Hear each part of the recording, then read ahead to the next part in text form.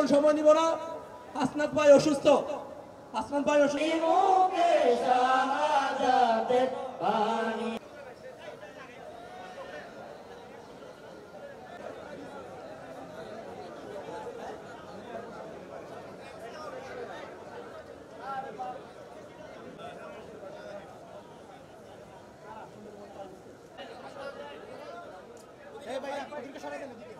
এরকম 20,000 মানুষের রক্তের উপর দিয়ে এবং যে অনুভূতি, আমরা সেটা একটু শুনবো।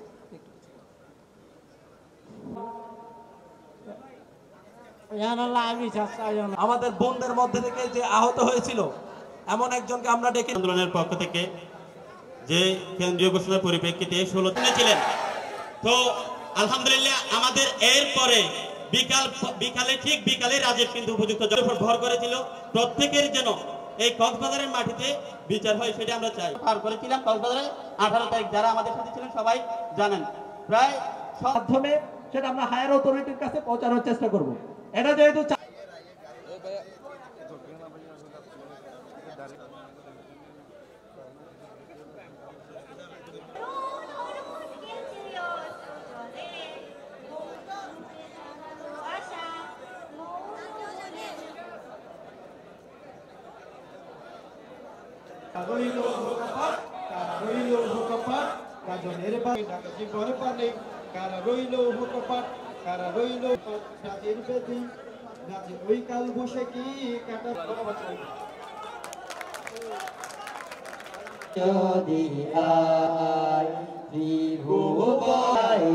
সাগর আকাশে বাতাসে দিল দিল রে রাত ভুলির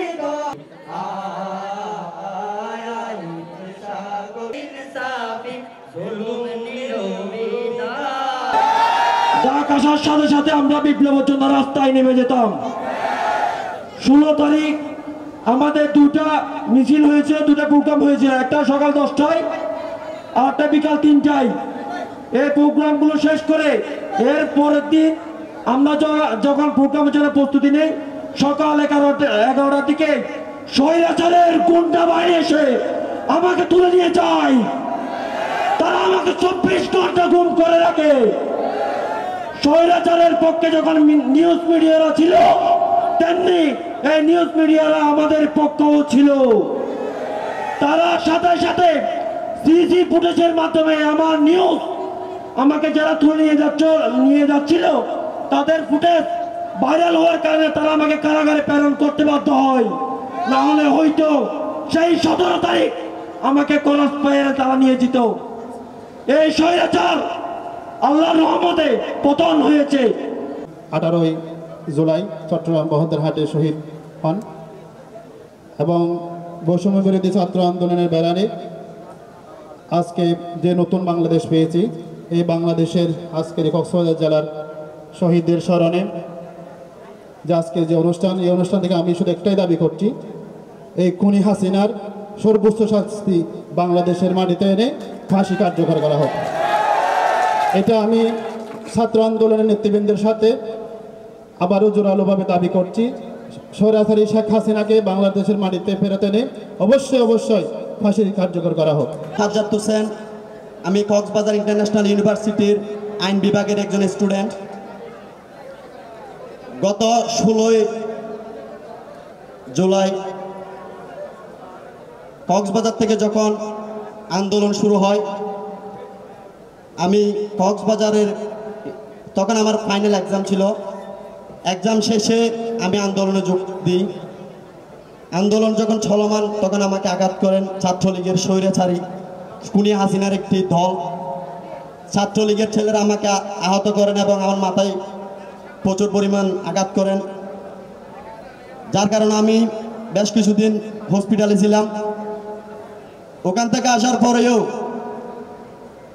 আমার একটাই ইচ্ছা ছিল, আমার একটাই অনুভূতি আমি বলতে চাই, সেটা আজকে এই দেশটা যে স্বাধীন হয়েছে, আমার রক্ত গিয়েছে তা নিয়ে আমার কোনো মাথা ব্যথা নাই।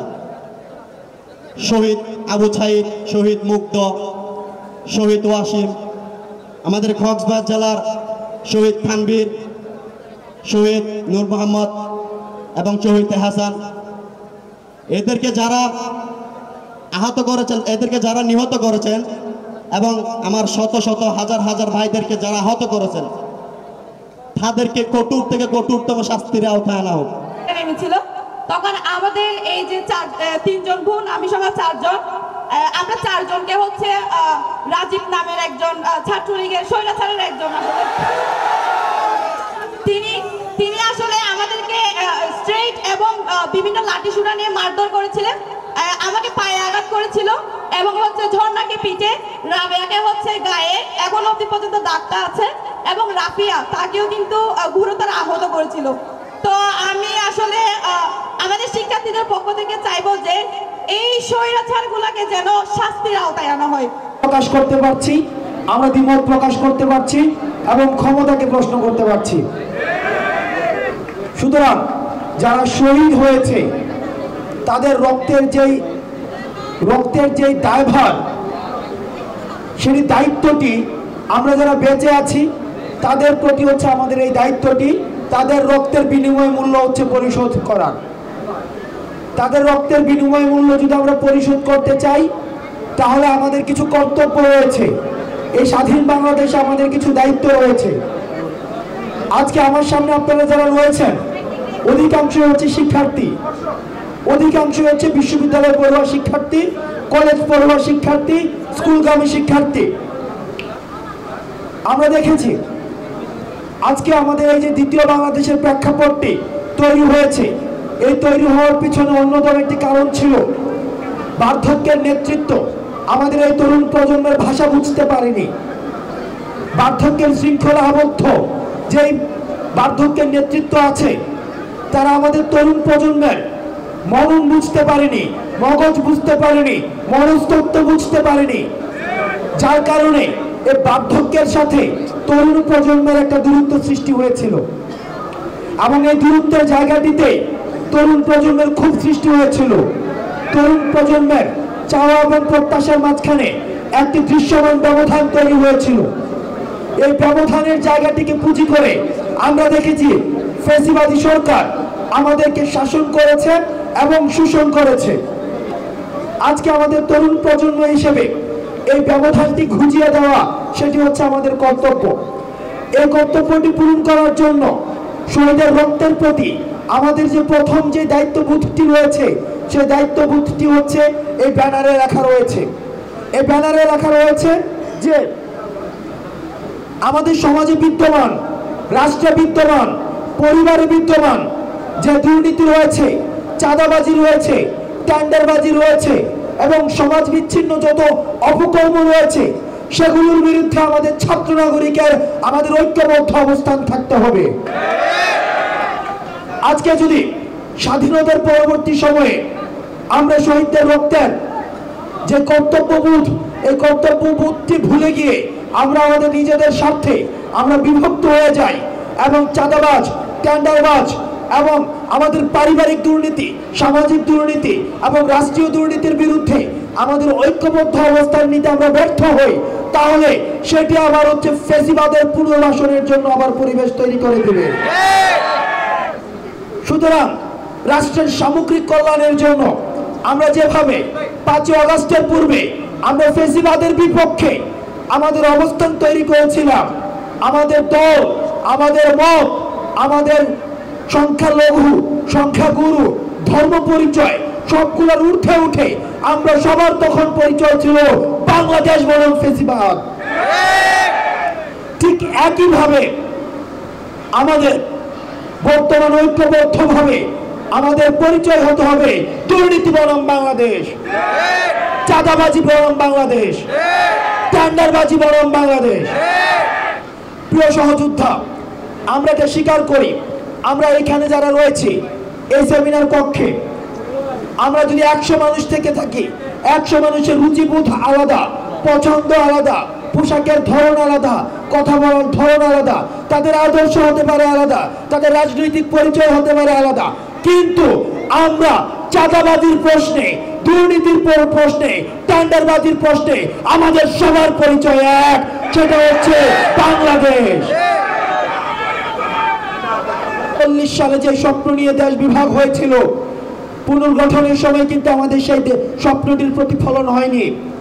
1971 সালে মুক্তিযুদ্ধ আমাদের সার্বজনীন অংশগ্রহণের ভিত্তিতে হয়েছিল, কিন্তু রাষ্ট্র পুনর্গঠনের সময় বিভাজনের কারণে আমাদের 71 পরবর্তীতে কিন্তু আমাদের স্বপ্নগুলো পূরণ হয়নি।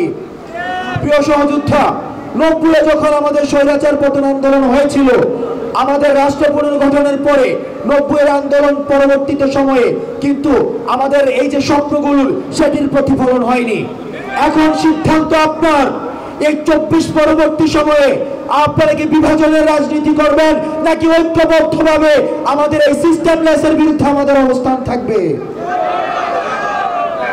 স্বৈরাচারের বিরুদ্ধে আমাদের অবস্থান জারি রাখতে হবে, তবে এই জারি রাখার প্রক্রিয়া হচ্ছে আমাদের ঐক্যবদ্ধ হতে হবে।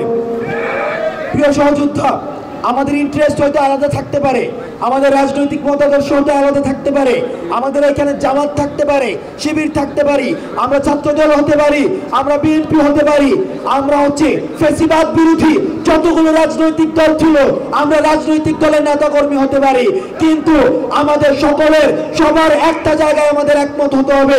সেটি হচ্ছে সমাজে এতদিন পর্যন্ত ফ্যাসিবাদ আমাদেরকে রন্ধ্রে রন্ধ্রে যেভাবে নির্যাতন করেছে, নিপীড়ন চালিয়েছে, এই নির্যাতন এবং নিপীড়নের বিরুদ্ধে এবং রাষ্ট্র পুনর্গঠনের প্রশ্ন সবাই আমরা এক। যখনই রাষ্ট্রের মধ্যে বিভক্তি তৈরি হয় তখনই দেশীয় ষড়যন্ত্র এবং আন্তর্জাতিক ষড়যন্ত্র বাস্তবায়নের একটি সুযোগ উন্মুক্ত করে দেওয়ার সুযোগ হয়। আপনারা দেখেছেন বিগত সরকারের সময় আমাদের ফ্যাসিবাদী খুনি হাসিনা আমাদেরকে বিভিন্নভাবে আমাদেরকে বিভক্ত রাখতো। যারা হচ্ছে দাড়ি টুপি পরে তাদেরকে আলাদা করা হতো, যারা প্যান্ট শার্ট পরে তাদের থেকে, যারা ইংরেজি মিডিয়ামে পড়ে তাদেরকে আলাদা করে রাখা হতো বাংলা মিডিয়ামের থেকে। পাবলিক বিশ্ববিদ্যালয় এবং প্রাইভেট বিশ্ববিদ্যালয়ের মধ্যে বিতর্ক লাগিয়ে আমাদেরকে বিভাজনের রাজনীতির মধ্য দিয়ে ফ্যাসিবাদী সরকার তার যে স্বার্থ হাসিল করে নিয়েছে। কিন্তু আমরা সচেতন শিক্ষার্থী হিসেবে, ছাত্র নাগরিক হিসেবে আমাদের যেহেতু একটি অবস্থান স্পষ্ট হয়েছে, আমরা ফ্যাসিবাদের বিপক্ষ শক্তি, আমরা অন্যায়ের বিপক্ষ শক্তি, চাঁদাবাজির বিপক্ষ শক্তি, টেন্ডারবাজির বিপক্ষ শক্তি। সুতরাং আমরা আমাদের নিজেদের মধ্যে আন্তঃবিভাজনের মধ্য দিয়ে দেশীয় ষড়যন্ত্র এবং আন্তর্জাতিক ষড়যন্ত্রের যেই ধরনের বাস্তবায়নের যেই ধরনের পরিবেশ সৃষ্টি হওয়া উচিত আমরা সেই পরিবেশটি আর সৃষ্টি হতে দিব না। প্রিয় সহযোদ্ধা, আপনারা জানেন আমাদের উপদেষ্টা আসিফ ইতিমধ্যে বলেছিলেন আন্তর্জাতিকভাবে এতদিন পর্যন্ত আমাদের যে সম্পর্কটি ছিল ভারতের সাথে সেটি হচ্ছে নতজানুর সম্পর্ক, কিন্তু আসিফ বলে দিয়েছে আমাদের পরবর্তী যে সম্পর্কটি হবে সেটা হচ্ছে চোখে চোখ রেখে সম্পর্ক।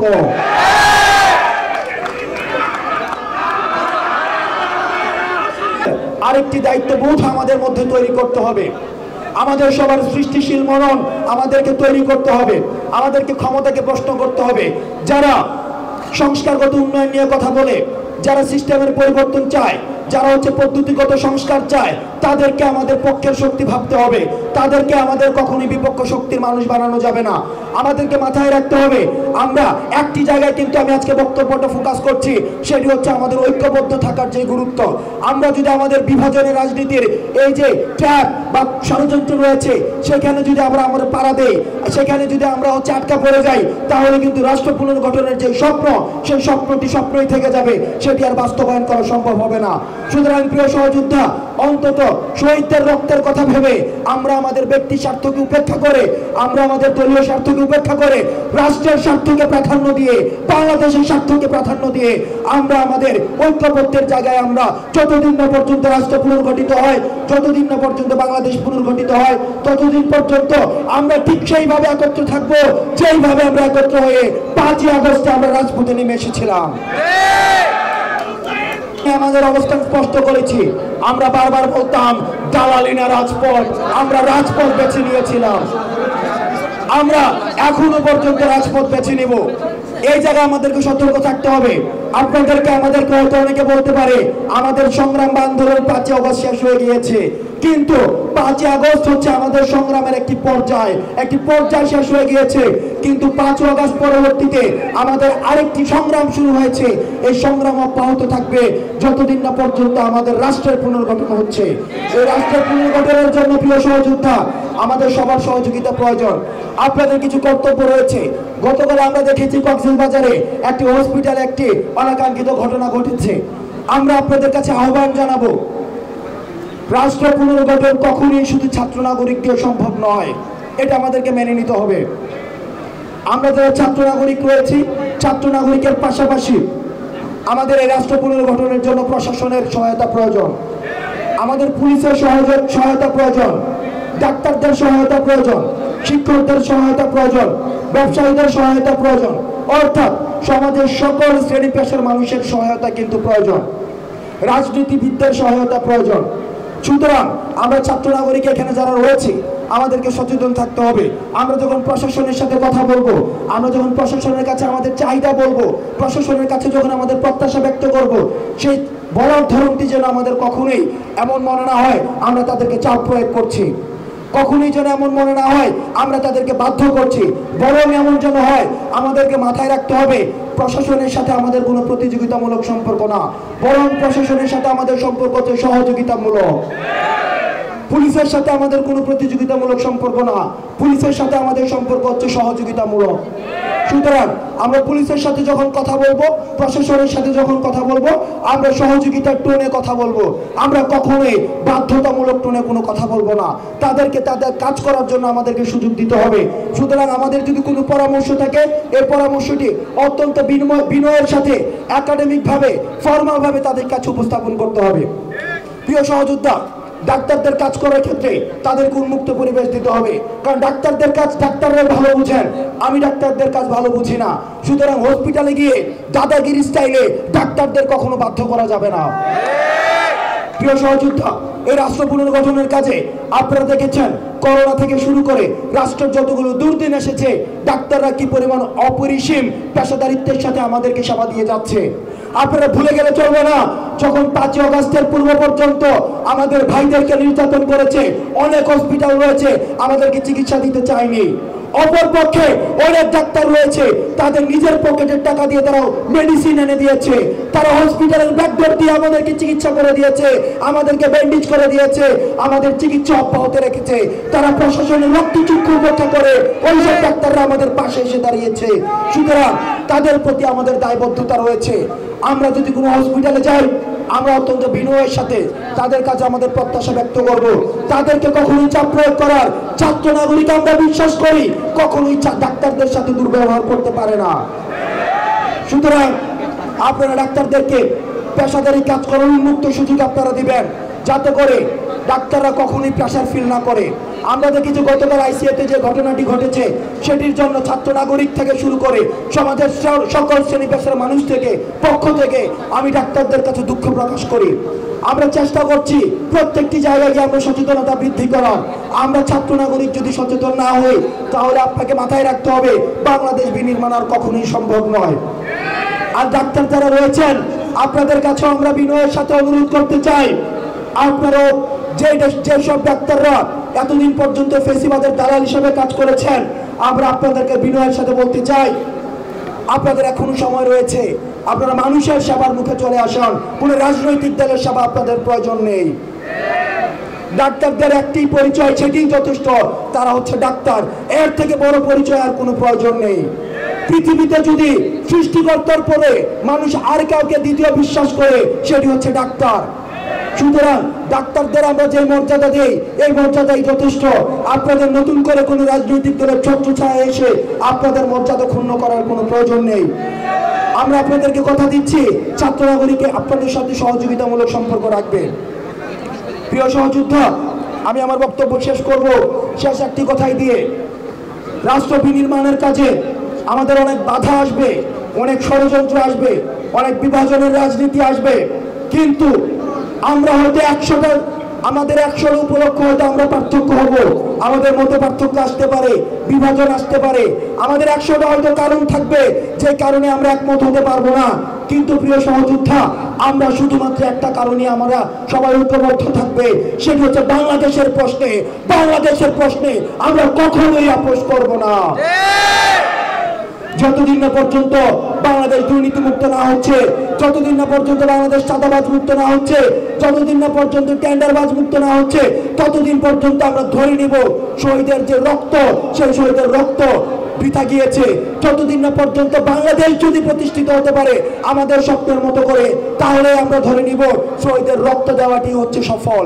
সুতরাং আমরা শহীদের রক্তের সাথে বেইমানি না করে আমরা ঐক্যবদ্ধভাবে বাংলাদেশ পুনর্নির্মাণের জন্য আমরা কাজ করে যাব। আপনারা ভালো থাকবেন, সুস্থ থাকবেন। আপনাদের সাথে পুনর্গঠিত বাংলাদেশ আবার দেখা হবে। আসসালামু আলাইকুম।